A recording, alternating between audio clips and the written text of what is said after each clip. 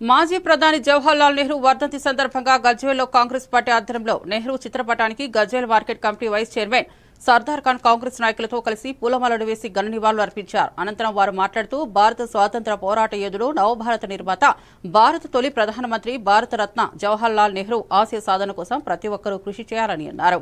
ఈ కార్యక్రమంలో కాంగ్రెస్ నాయకులు, కార్యకర్తలు తదితరులు పాల్గొన్నారు.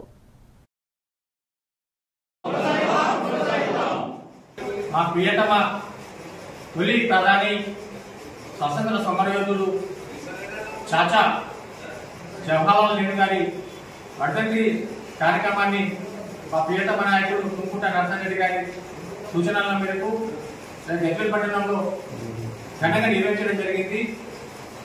ఈరోజు భారతదేశం స్వతంత్రంగా ఈరోజు జీవిస్తుంది అంటే ఆనాడు నెహ్రూ కుటుంబం, జవహర్లాల్ నెహ్రూ కానీ వాళ్ళ తండ్రి మోతీలాల్ నెహ్రూ కానీ సొంత ఆస్తులను ఖర్చు పెట్టి ఉద్యమాన్ని ముందుకు నడిపించి మహాత్మా గాంధీ సారథ్యంలో ఈరోజు దేశ స్వతంత్రాన్ని సంపాదించి ఆయన ఎన్నో జైలు జీవితాన్ని గడిపి సుమారు 16 సంవత్సరాలు ప్రధానమంత్రిగా ఉండి అనేక సంస్కరణలు చేస్తూ ఈరోజు దేశాన్ని ముందంజలో నడిపించిన వ్యక్తి మహనీయుడు జవహర్లాల్ నెహ్రూ.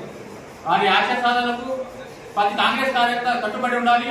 ఎందుకంటే ఈరోజు జరుగుతున్నటువంటి ఎన్డీఏ ప్రభుత్వం, మోడీ ప్రభుత్వం ఈరోజు చరిత్రను మర్చిపోయే విధంగా స్వతంత్ర సమరయోధులపై, నెహ్రూ కుటుంబంపై, గాంధీ కుటుంబంపై లేనిపోని ఆరోపణలు సృష్టిస్తుంది.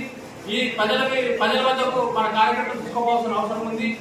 ఆనాడు దేశ స్వతంత్రం కొరకు పోరాటం చేసింది నెహ్రూ, గాంధీ కుటుంబమే. ఆనాడు కూడా